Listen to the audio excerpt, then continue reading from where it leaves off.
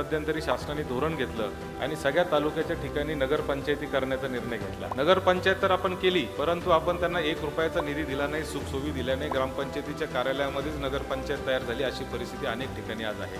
आणि म्हणून फक्त आपण नावाला त्यांना शहर म्हणतोय, परंतु त्यांच्यासाठी जो आराखडा पाहिजे तो आपला कुठल्याही पद्धतीने नाही. आणि जे प्रश्न महानगरपालिकांना आहेत तेच प्रश्न नगरपालिकांना पण आहेत आणि तेच प्रश्न आता गावांमध्ये देखील आहेत. कचरा कुठं टाकायचा, ओला कचरा कसा करायचा, सुका कचरा कसा करायचा. आणि म्हणून ह्या आजच्या कॉन्क्लेव्हमध्ये, आजच्या या समिटमध्ये आम्ही 3 विषयांवर आधारित हे काम केलेलं आहे.